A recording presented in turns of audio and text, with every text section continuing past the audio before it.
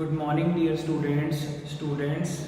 आपने अब तक अपनी हिस्ट्री क्लास में पढ़ा कि कैसे इंडिया में ब्रिटिशर्स ने कितना ज़्यादा एक्सप्लॉइट किया था किसानों को, कैसे गांधी जी ने चंपारण सत्याग्रह करके इंडिगो रिवोल्ट समाप्त किया और इस सत्याग्रह में उनको जीत हासिल हुई। स्टूडेंट्स, आज की क्लास में हम थोड़ा सा गांधी जी के बारे में डेप्थ में समझेंगे। जो उनके बारे में एग्ज़ाम में क्वेश्चन पूछे जाते हैं उन क्वेश्चंस को डिस्कस करेंगे और गांधी जी के जो आंदोलन हमने पहले पढ़े थे उन्हीं आंदोलनों को कंटिन्यू करके आगे नेक्स्ट सिविल डिसोबीडिएंट मूवमेंट के ऊपर भी डिस्कस करेंगे। So students, the first point is कि गांधी जी साउथ अफ्रीका गए थे 1893 में।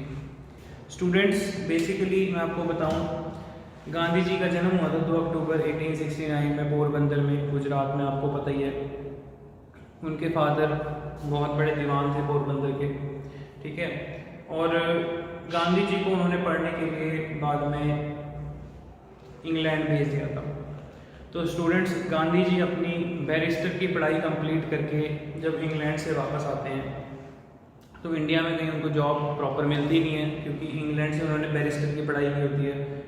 स्टूडेंट्स, बैरिस्टर का मतलब होता है जो इंसान अपनी लॉ की डिग्री, अपनी एडवोकेट वाली पढ़ाई जो है, ठीक है, आप कह सकते हो, जैसे वकालत वाली पढ़ाई जो है, अपनी वकालत कंप्लीट करता है जो पर्सन इंग्लैंड से, उस पर्सन के नाम के आगे बैरिस्टर जुड़ जाता है। तो महात्मा गांधी जी भी बहुत बड़े बैरिस्टर थे, उनको इंडिया में उस लेवल की जॉब नहीं मिलती तो वो साउथ अफ्रीका चले जाते हैं। स्टूडेंट्स, गांधी जी साउथ अफ्रीका गए थे 1893 में। Very very important point, exam में क्वेश्चन पूछा जा सकता है। तो गांधी जी जब साउथ अफ्रीका गए थे तो साउथ अफ्रीका में गांधी जी के साथ 1893 के बाद बहुत इंसिडेंट होते हैं, बहुत उनको रेशियल डिस्क्रिमिनेशन का सामना करना पड़ता है। स्टूडेंट्स, रेशियल डिस्क्रिमिनेशन का मतलब क्या होता है?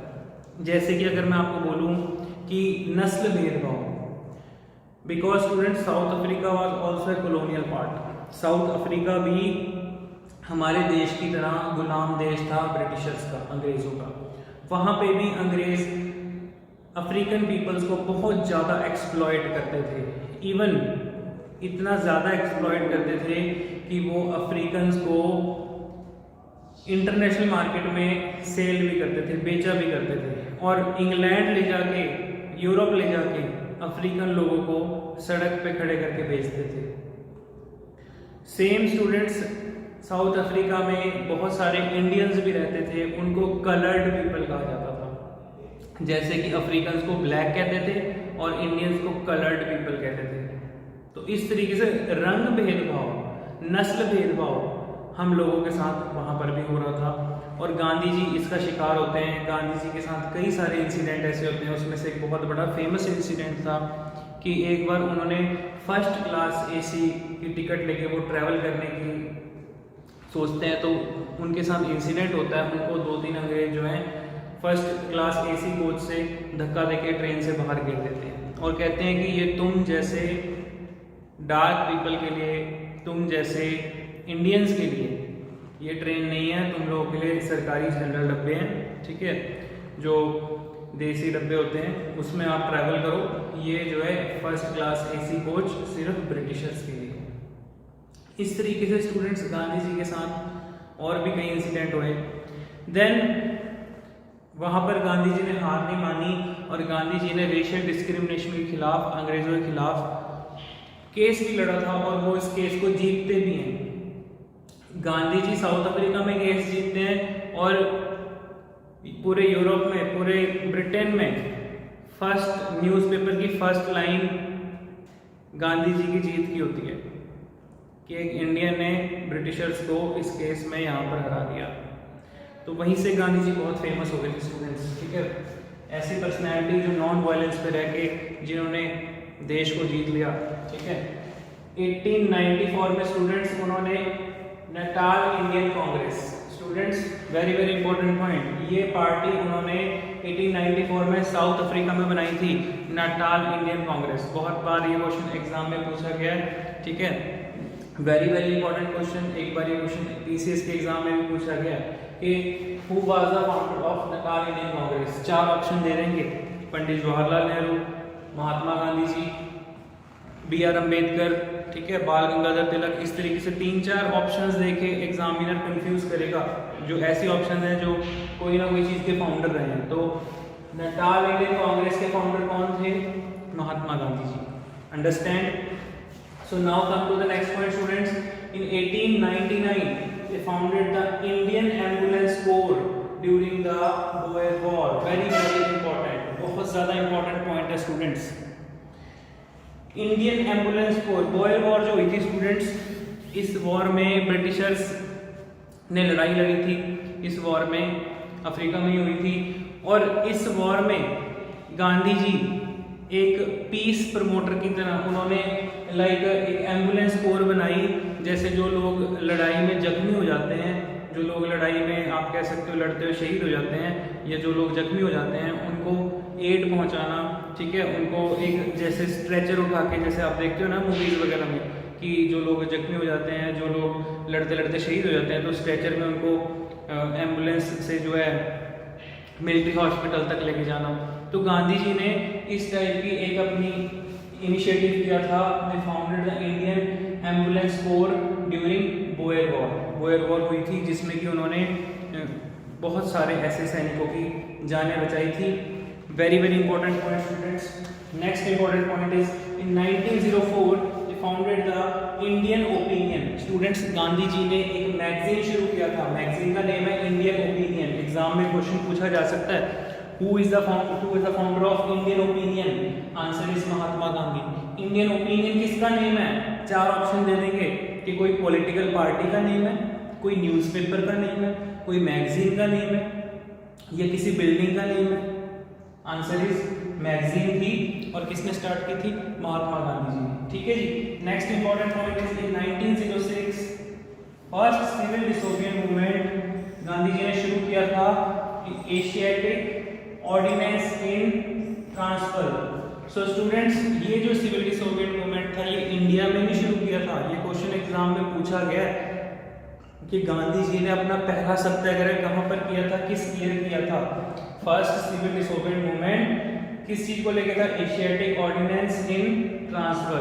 मतलब कि गांधी जी ने ये सत्याग्रह सिविल डिसोबिडियंस मूवमेंट जो है साउथ अफ्रीका में ही शुरू किया था। जगह का नाम है ट्रांसफर। ठीक है जी। और इस मूवमेंट को गांधी जी ने सिविल डिसोबिडियंस मूवमेंट का नाम दिया गया। ठीक है। इस सत्याग्रह को भी कब शुरू किया था? 1906 में किया था। कहाँ किया था? इंडिया में नहीं किया था, साउथ अफ्रीका में किया था। Understand?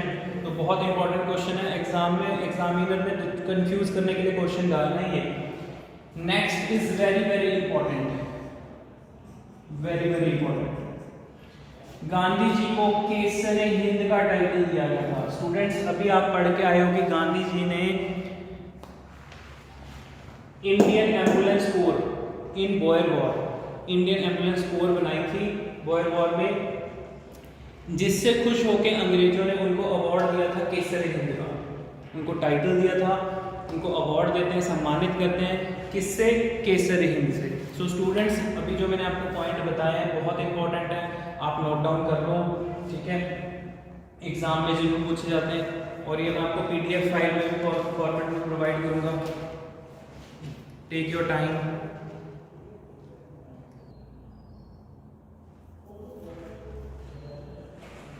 So now students we discuss about next point. Gandhi ji जो है इंडिया कब आए थे? 1915 में। गांधी जी अराइव इन बॉम्बे 1915, 9 जनवरी 1915।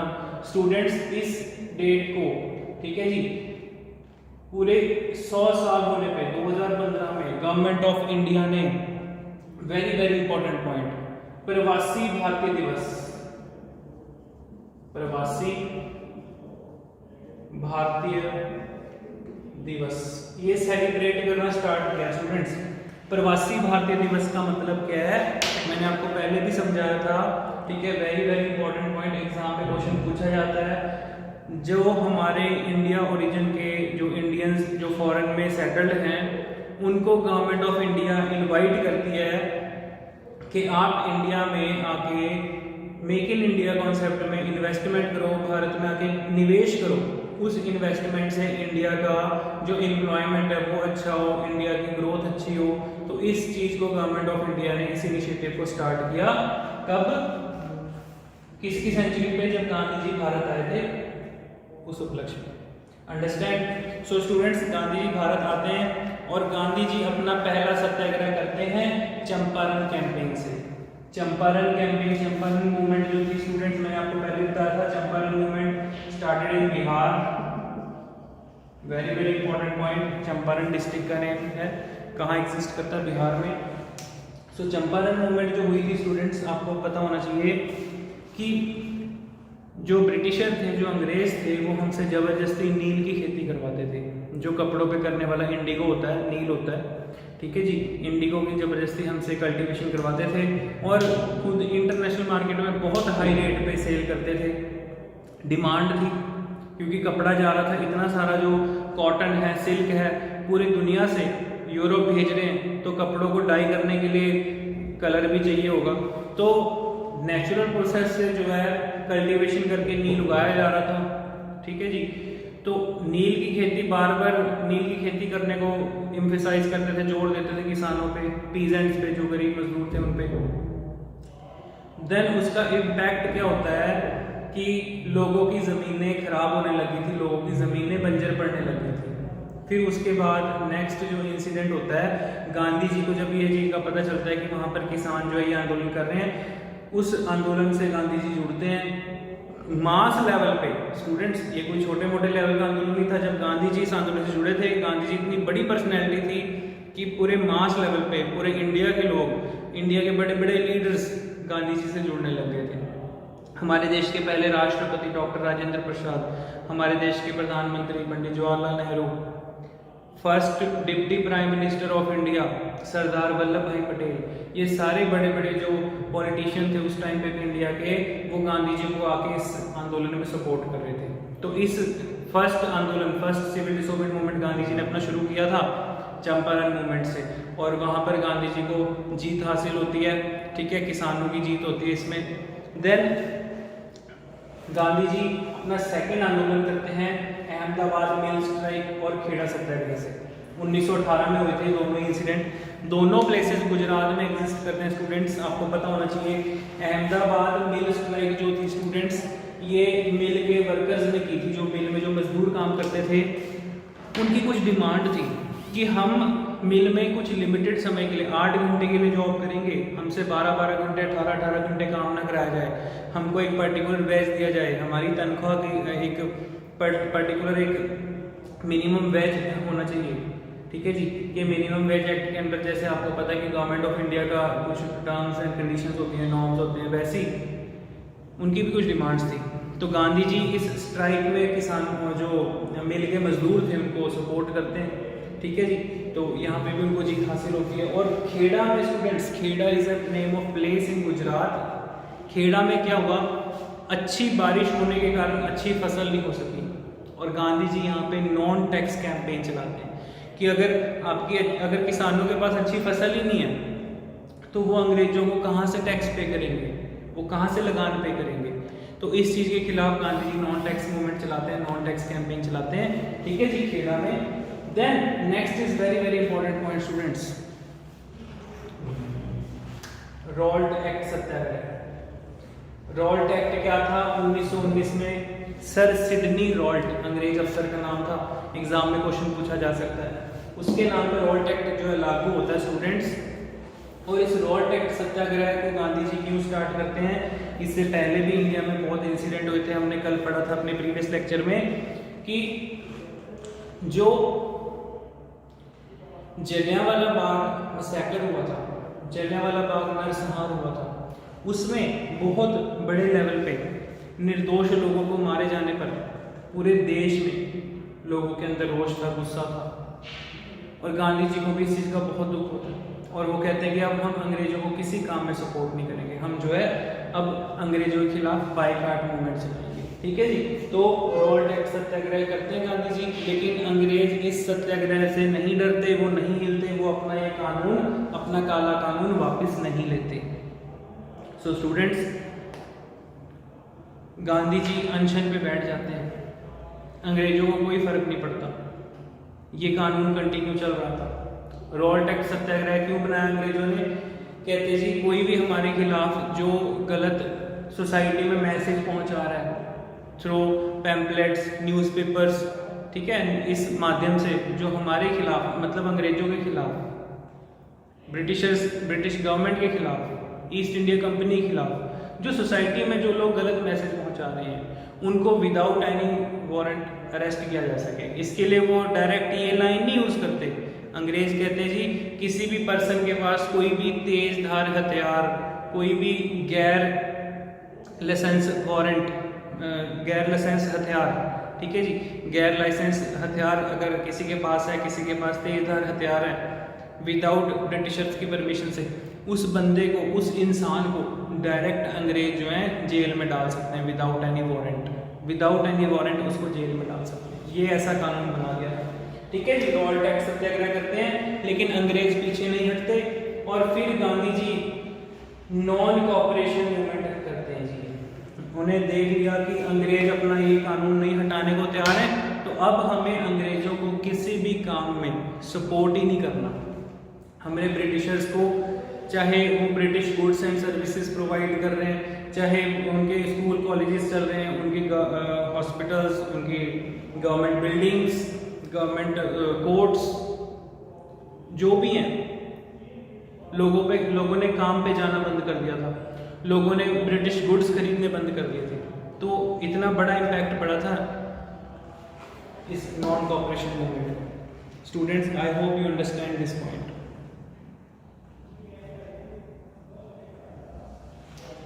सो स्टूडेंट्स, ये नॉन कॉपरेशन मूवमेंट इतने बड़े मास लेवल पे, पूरे इंडिया लेवल पे फैल चुका था कि इस मूवमेंट को रोकना मुश्किल हो गया था। और दूसरा पॉइंट, नॉन कॉपरेशन मूवमेंट तो गांधी जी ने शुरू किया, इसी के साथ मैंने स्लैश करके लिखा है खिलाफत मूवमेंट। स्टूडेंट्स, जो खिलाफत मूवमेंट थी, it was started by Ali brothers, Mohammad Ali and Shaukat Ali, दो अली ब्रदर्स इस मूवमेंट को स्टार्ट करते हैं फ्रॉम ढाका। और स्टूडेंट्स, जो खिलाफत मूवमेंट थी वो इंडिया के जो मुस्लिम्स थे वो अंग्रेजों के खिलाफ कर रहे थे, और ये खिलाफत मूवमेंट जो थी अली ब्रदर्स ने शुरू की थी, ठीक है। अभी मैं आपको बता चुका हूँ, मोहम्मद अली एंड शौकत अली, ये दो आप कह सकते हो प्रोमिनेंट लीडर्स हैं मुस्लिम्स के। ये इंडिया में बड़े मास लेवल पे शुरू करते हैं, और सारे के सारे इंडियन मुस्लिम्स अंग्रेजों के खिलाफ हो जाते हैं इस खिलाफत मूवमेंट में। Then students, important point is कि गांधी जी इस खिलाफत मूवमेंट और नॉन कॉपरेशन मूवमेंट को ढाका में आपस में मीटिंग करते हैं खिलाफत मूवमेंट के लीडर्स के साथ, और कहते हैं जी अब हमको ये मूवमेंट एक कर देनी चाहिए, नॉन कॉपरेशन मूवमेंट और खिलाफत मूवमेंट, क्योंकि अगर हिंदू और मुस्लिम दोनों इकट्ठे मिलके अंग्रेजों के खिलाफ लड़ेंगे तो हमको बहुत जल्दी आज़ादी मिलेगी। Are you getting my point? Students, आपको समझ आ रहा है पॉइंट?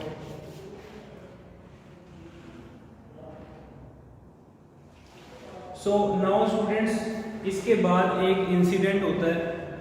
स्टूडेंट्स, वो इंसिडेंट क्या होता है कि इस खिलाफत मूवमेंट को जब मुस्लिम्स लीड कर रहे थे, बेसिकली इसके पीछे भी एक स्टोरी है, मैं आपको बताऊं कि इंसिडेंट क्या था कि फर्स्ट वर्ल्ड वॉर में टर्की का जो सुल्तान था वो इस फर्स्ट वर्ल्ड वॉर में हार गया था। टर्की की हार हो गई थी फर्स्ट वर्ल्ड वॉर में, इंग्लैंड से हार जाता है, और टर्की के सुल्तान को जो है पीस ट्रीटी साइन करनी पड़ती है, समझौता करना पड़ता है। इस चीज़ को पूरे वर्ल्ड के जो मुस्लिम थे वो अपने ऊपर ले रहे थे कि ये हमारे सुल्तान की बेइज्जती हुई है, ठीक है, जो हमारा खलीफा है उसकी बेइज्जती हुई है, जो कैलिफ जो टर्की में बैठा हुआ है, तो उसका बदला लेने के लिए वो लोग खिलाफत मूवमेंट कर रहे थे। Understand? So then students, Gandhi ji इस नॉन कॉपरेशन मूवमेंट और खिलाफत मूवमेंट को साथ चलाते हैं, और इसके बाद स्टूडेंट्स एक बहुत बड़ा इंसिडेंट होता है 12 Feb 1922 1922 में। स्टूडेंट्स, 12 Feb 1922 में एक बहुत बड़ा इंसिडेंट होता है। उस इंसिडेंट को नाम दिया गया था चौरी चौरा इंसिडेंट। सो स्टूडेंट्स, ये जो इंसिडेंट था चौरी चौरा इंसिडेंट, इस इंसिडेंट में जो मॉब थी, मॉब मतलब भीड़, जो लोगों की भीड़ होती है, Chauri Chaura students basically Chauri Chaura is a name of place. ये उत्तर प्रदेश के गोरखपुर डिस्ट्रिक्ट में एक कॉन्स्टिट्यूएंसी है, जगह का नाम है चौरी चौरा। वहां पर एक इंसिडेंट होता है। तो चौरी चौरा में basically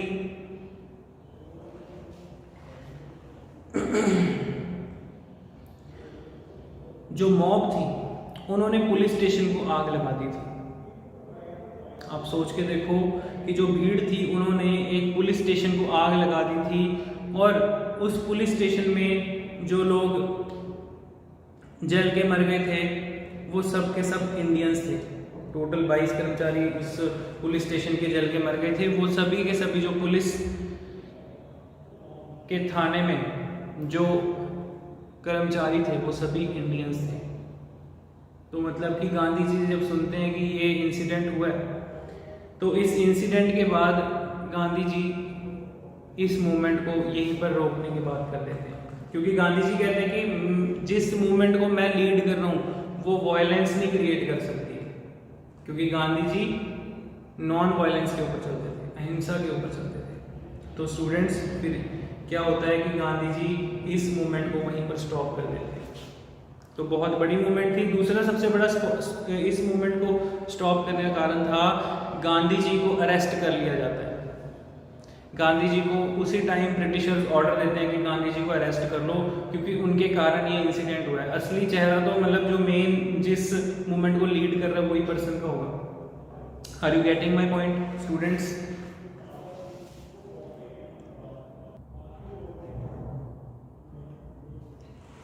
So students, now note down this point.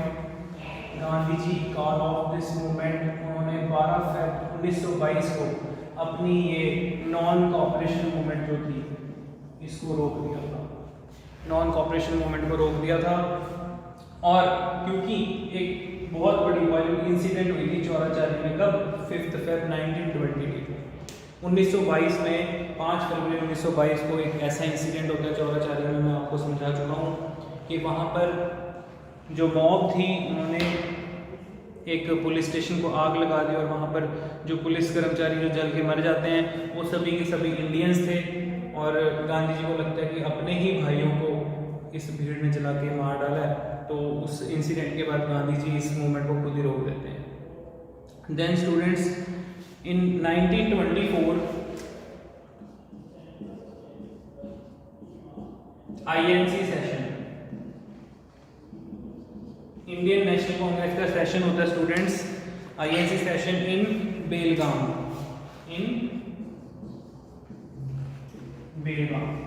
ठीक है, कर्नाटका में।